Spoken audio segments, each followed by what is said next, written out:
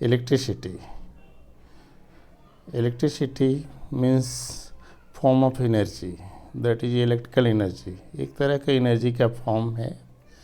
There are different type of energy, say heat energy, light energy, electrical energy, mechanical energy. Mechanical energy have two form: kinetic energy, potential energy. Electrical energy, very important form of energy.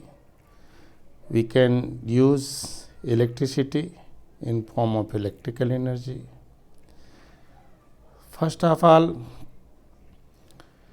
electrical concept.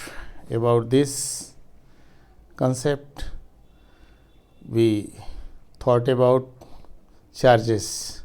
How can charges produce? Charges कैसे produce हो सकते हैं? Basically, all things, all substances are made up of the element. Element is a basic form. There are 118 element discovered till now.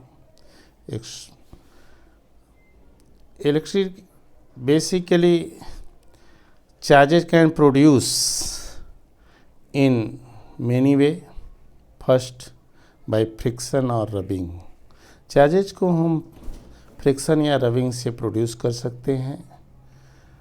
Charges surface पर आ जा सकते हैं. जैसे हम कॉम को ड्राई हेयर के साथ रब करें तो चार्जेस प्रोड्यूस हो जाएंगे. इनिशियली कॉम के पास पीस ऑफ पेपर नहीं अट्रैक्ट हो रहे थे. जैसे हम रब करते हैं tiny pieces of paper attract होने लगते हैं. It means comb acquire one type of charge. Two type charges are available. Basically first one is a positive, other one is a negative charge. Positive और negative charges, two type of charges created during to friction. Like charges repel to each other, means अगर हम positive को पास में लाते हैं तो एक दूसरे को रिपेल करेंगे, या नेगेटिव को पास में ले आते हैं तब भी रिपेल करेंगे. But unlike charges attract to each other, means positive और नेगेटिव को साथ में लाएंगे तो एक दूसरे को अट्रैक्ट करेंगे. इस तरह से उनके बीच एक फोर्स ऑफ अट्रैक्शन एक्ट करता है. फोर्स ऑफ अट्रैक्शन एक्ट करने के कारण कोई भी मॉलिक्यूल एक्सिस्ट कर जाता है. लेकिन अगर हम इन चार्जेस को फ्लो कराना चाहें तो हमें वर्क डन करना पड़ेगा. यही वर्क डन पोटेंशियल डिफरेंस है. Work done due to bringing unit positive charge from one point to another point in electric field is called electric potential. किसी पर्टिकुलर यूनिट चार्ज को हम एक पॉइंट से दूसरे पॉइंट पर लाने के लिए जो वर्क करते हैं वही इलेक्ट्रिक पोटेंशियल है. Electric potential means work done upon charge. Unit electric potential का वोल्ट होगा, मीन्स चार्ज का यूनिट कूलम, और वर्क डन का unit joule. Joule upon coulomb, that is A volt. Define 1 volt. 1 volt, if we do 1 joule of work due to bringing 1 coulomb of charge from one place to another place, we say electric potential is 1 coulomb. 1 volt. अगर 1 coulomb का charge लाने में 1 joule का work करना पड़ता है तो electric potential 1 volt होगा. तो 1 वोल्ट इलेक्ट्रिक पोटेंशियल से हम वर्क चार्जेस को ब्रिंग करेंगे. जैसे चार्जेस को ब्रिंग करते हैं इलेक्ट्रिक करंट फ्लो हो जाती है. means electric current rate of flow of charge per unit time. Unit time में जो चार्ज फ्लो होता है वही इलेक्ट्रिक करंट होगा। Electric current will be equal to charge upon time. Charge का यूनिट कूलम, टाइम का unit second, coulomb upon second, that is a ampere. If 1 coulomb of charge flow in 1 second, then we say current is 1 ampere। अगर 1 coulomb का charge 1 second तक flow करता है तो current 1 ampere होगा। Ampere को major करने के लिए एमीटर यूज करते हैं। वैसे एमीटर के साथ साथ galvanometer, that is A galvanometer is a must sensitive instrument. Galvanometer बहुत सेंसिटिव है, स्मॉल अमाउंट ऑफ करंट को भी मेजर कर सकता है, बल्कि ज़्यादातर हम एमीटर से करंट को मेजर करते हैं, एम्पियर में मेजर करते हैं। इसका स्मॉल यूनिट मिली एम्पियर भी है। 1 milli ampere equal to 10⁻³ ampere. इस तरह से करंट को मेजर कर लेते हैं। और मैंने आपको बताया पोटेंशियल को भी मेजर करने का तरीका वोल्टमीटर से करते हैं।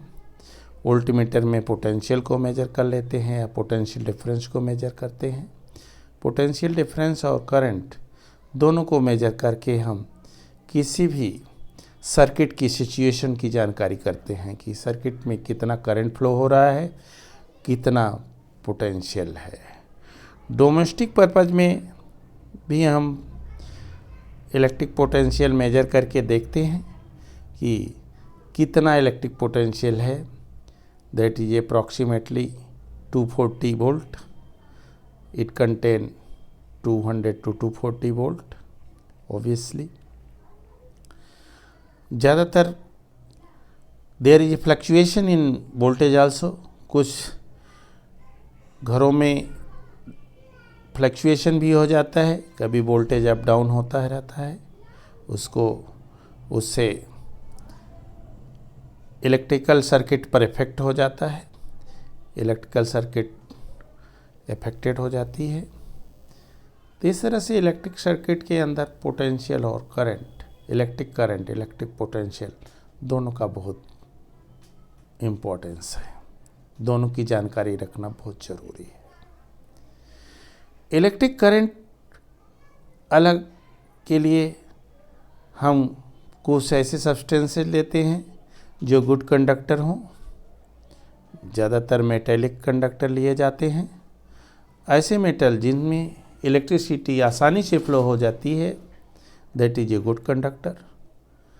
कुछ इंसुलेटर भी हैं जिनके अंदर करंट नहीं फ्लो हो पाती, और कुछ सब्सटेंसेस सेमीकंडक्टर के फॉर्म में भी बिहेव करते हैं। बेस्ट कंडक्टर सिल्वर है। उसके बाद हम एल्युमिनियम को भी यूज करते हैं। ज़्यादातर एल्युमिनियम को ही यूज करते हैं क्योंकि सिल्वर थोड़ा प्रीशियस है। गोल्ड भी गुड कंडक्टर है। जितने भी मेटल हैं बेसिकली ज़्यादातर मेटल गुड कंडक्टर हैं। कुछ मेटल ऐसे भी हैं जो अच्छे कंडक्टर नहीं हैं, लाइक ग्लास, लेड, ये सब अच्छे कंडक्टर नहीं हैं। कंडक्शन को अपोज करने वाली प्रॉपर्टी का नाम है जो करंट को नहीं, चार्जेस को फ्लो करने का ऑब्जेक्शन करती है। बेसिकली चार्जेस फ्लो नहीं हो पाते, उनका रेजिस्टेंस ज़्यादा होता है। रेजिस्टेंस एक तरह की प्रॉपर्टी है कंडक्टर की जो चार्जेस को अपोज करे, चार्जेस के फ्लो को रोके। जिस सब्सटेंस का ज़्यादा रेजिस्टेंस होगा उसमें चार्जेस बहुत कम फ्लो हो पाएंगे, उसका करंट कम होगा। ओम्स ने एक लॉ दिया, दैट इज ओम्स लॉ। इस लॉ के according electric current is directly proportional to applied electric potential at the end of conductor whenever physical condition such as temperature remains constant।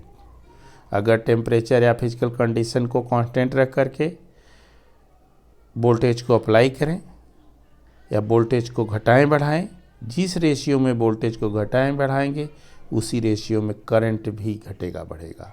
अगर हम voltage को बढ़ाते हैं तो करंट बढ़ता है, अगर वोल्टेज को घटाते हैं तो करंट घटता है।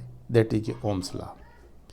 अगर करंट और वोल्टेज के बीच हम ग्राफ ड्रा करते हैं तो वी ऑब्टेन स्ट्रेट लाइन, क्योंकि जैसे जैसे वोल्टेज बढ़ता जा रहा है वैसे वैसे करंट भी बढ़ रही है। वोल्टेज को घटा रहे हैं तो करंट घट जा रही है। वोल्टेज और करंट का जो रेशियो होगा that is a constant, means V is a proportional to I, V equal to RI, R equal to V upon I, means resistance equal to voltage upon current. Voltage की unit को देखें volt, current का unit ampere, volt पर ampere that is a ohm, means SI unit of resistance is ohm. Define 1 ohm. The 1 ohm is a resistance of that conductor in which 1 ampere of current flow due to application of potential difference of 1 volt. अगर किसी भी conductor के अंदर 1 volt का potential difference apply करने पर 1 ampere की current flow हो, उसका रेजिस्टेंस 1 ओम होगा। 1 ओम इज बेसिकली या ohm is a unit of resistance. How can we measure the resistance? Resistance can be measure by the ohm meter. Ohm meter is a device which measure resistance. What are factors on which resistance depend? कौन कौन से ऐसे factor हैं जिनके ऊपर resistance depend करता है? Resistance depend on the following factor. First, length. Resistance is directly proportional to length of conductor. Resistance conductor के लेंथ के डायरेक्टली प्रोपोर्शनल होता है, मीन्स जैसे जैसे लेंथ बढ़ाते जाएंगे वैसे वैसे रेजिस्टेंस भी बढ़ता जाएगा। बहुत इनफाइनाइटली लेंथ को लेना ठीक नहीं, क्योंकि ज़्यादा लेंथ है कंडक्टर का तो रेजिस्टेंस ज़्यादा हो जाएगा, इसलिए हम शॉर्ट लेंथ लेने की कोशिश करते हैं। Second, resistance is directly proportional to, inversely proportional to area of cross section. After increasing the area of cross section, resistance decreases. That is R is a proportional to 1 upon A, where A is a area of cross section, R is a resistance of conductor. Resistance also depend on the nature of conductor. Resistance conductor के nature पर भी depend करता है। Combining equation 1 and 2, R is proportional to L by A, R equal to rho L by A, where rho is a proportionality constant, that is called specific resistance or resistivity. Define a specific resistance. Specific resistance rho equal to RA upon L.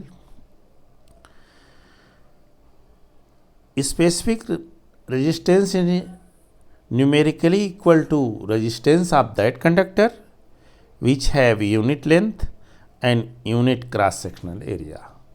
किसी भी conductor के specific resistance और resistivity उसके resistance equal होगा जबकि उसका length 1 metre हो और area of cross section 1 metre square हो। रेजिस्टिविटी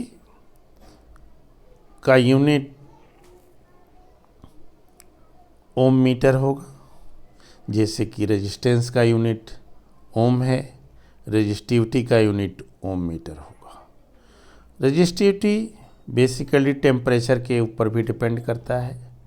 टेम्परेचर को घटाने और बढ़ाने से रेजिस्टिविटी की वैल्यू इफेक्टेड होती है, प्रभावित होती है, मीन्स रेजिस्टिविटी बदलती जाती है। तो रेजिस्टिविटी के न्यूमेरिकल वैल्यू को हम इस फार्मूले से फाइंड आउट कर सकते हैं, rho equal to RA/L। R की वैल्यू अगर इफ़ गिवन हो, ए की वैल्यू गिवन हो, means area of cross section given हो, रेजिस्टेंस गिवन हो, लेंथ ऑफ कंडक्टर गिवन हो, we can find the specific resistance और रेजिस्टिविटी। अब रेजिस्टेंसेज को हम कैसे कंबाइन करते हैं? रेजिस्टेंसेज के कम्बिनेशन के दो तरीके हैं। रेजिस्टेंसेज को कंबाइन करने का पहला तरीका सीरीज कम्बिनेशन, दूसरा पैरेलल कम्बिनेशन। सीरीज कम्बिनेशन के अंदर एंड टू एंड दो रेजिस्टेंसेज को कंबाइन, 2R3 रेजिस्टेंसेज को कंबाइन कर देते हैं। रिजल्टेंट रेजिस्टेंस और equivalent resistance will be RS equal to R1 plus R2 plus R3, where R1, R2, R3 are resistances of first, second and third conductor. RS is effective resistance or equivalent resistance of the conductor. Equivalent resistance होगा RS की value हम find कर सकते हैं। Individual resistances को find कर की जानकारी अगर हो तो। दूसरी बात, सीरीज सर्किट के अंदर करंट की वैल्यू हर जगह सेम होगी, लेकिन वोल्टेज डिफर होगा, मींस इलेक्ट्रिक पोटेंशियल अलग अलग होगा। क्योंकि इलेक्ट्रिक पोटेंशियल अगर R1 में कुछ है V1, तो इलेक्ट्रिक पोटेंशियल R2 में V2 होगा, R3 के अंदर V3 होगा। Total voltage V will equal to V1 plus V2 plus V3। V की वे अकॉर्डिंग टू ओम्स लॉ के according V equal to IR, means IRS equal to IR1 plus IR2 plus IR3, taking common I, and RS equal to R1 plus R2 plus R3, क्योंकि दोनों तरफ I को हम cancel कर देते हैं, तो RS equal to R1 plus R2 plus R3, equivalent resistance of the series circuit. In this way, equivalent resistance of parallel circuit, if we connect different type of resistances between 2 points, say A and B, then this type of combination is called parallel combination. Parallel combination के अंदर 2, 3, 4 जितने भी resistances हो 2 point के बीच connect कर देते हैं। इस कनेक्शन के दौरान सभी इंडिविजुअल रेजिस्टेंसेस में करंट की वैल्यू अलग अलग होगी। Suppose current of R1 is I1, current of R2 is I2, current of R3 is I3, but total resistance, total current I equal to I1 plus I2 plus I3. Total voltage of the circuit remains same during the flow of electric current. Electric current के flow के दौरान total voltage same होगा, means V equal to V1 plus V2 plus V3, V equal, according to Ohm's law, V equal to IR equal to IR1 plus IR2 plus IR3, taking I common, IR equal to IR1 plus IR2, IR1 plus R2 plus R3, after cancelling the I, R equal to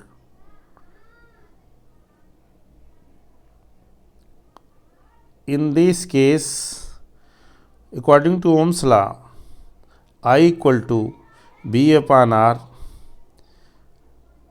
In previous case, series case, RS equal to R1 plus R2 plus R3, but in parallel,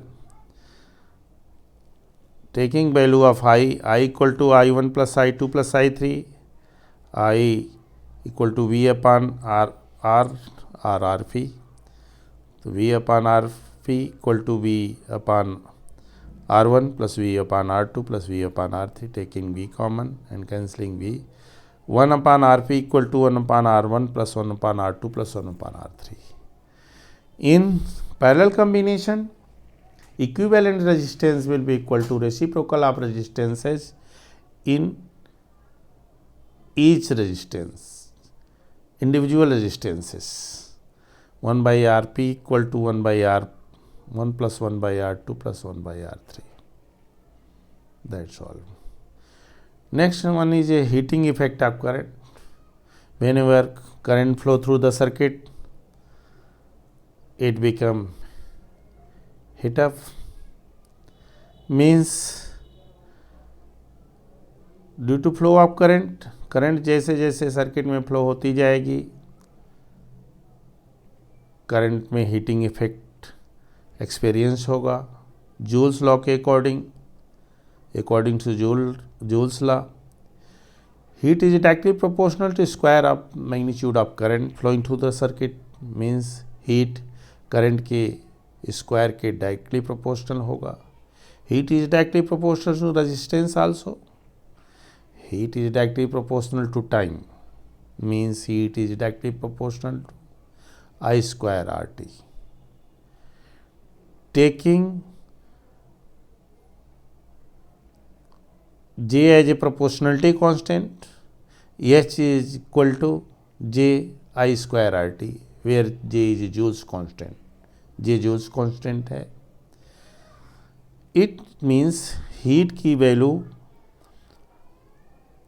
current के directly proportional होगी. जैसे जैसे current के amount को बढ़ाते जाएंगे वैसे वैसे हीट की वैल्यू बढ़ती जाएगी. दूसरा, रेजिस्टेंस के ऊपर डिपेंड करता है. करंट रेजिस्टेंस को बढ़ाएंगे तब भी हीट बढ़ेगी. थर्ड, टाइम को बढ़ाने पर भी हीट बढ़ती चली जाएगी. ये 3 फैक्टर हैं जिनके ऊपर हीट की वैल्यू बढ़ती जा रही है. एक्चुअली हीट एनर्जी एक तरह से इलेक्ट्रिकल एनर्जी का लॉस है, बट लेकिन हम इसको डेली लाइफ में यूज कर लेते हैं. हीट एनर्जी के कई एप्लीकेशन हैं, जैसे in the immersion rod, electric heater, electric kettle. इन सभी में हीट एनर्जी को हम यूटिलाइज कर लेते हैं. इन्हीं हीट एनर्जी के बेसिस पर ये सभी डिवाइसेस वर्क करते हैं और हीट एनर्जी का डेली लाइफ में यूज़ करके इन अप्लाइंसेस को भी अच्छी तरह से यूज़ करते हैं. Next one is electric power. Electric power means rate of doing electric work. Electric power will be equal to electric work done upon time taken. Means P equal to W upon T. Unit of electric power, that is joules upon second, that is a 1 watt. 1 watt is unit of, watt is a unit of electric power. Other unit megawatt, kilowatt. 1 kilowatt equal to 1000 watt. 1 megawatt equal to 10 raised power 6 watt. Other unit is a horsepower also. Horsepower is also unit of the electric power. Next one is a kind of electrical energy consumed. Electrical energy consumed, that is a P into T, power into time. The power measured in kilowatt, time in hours.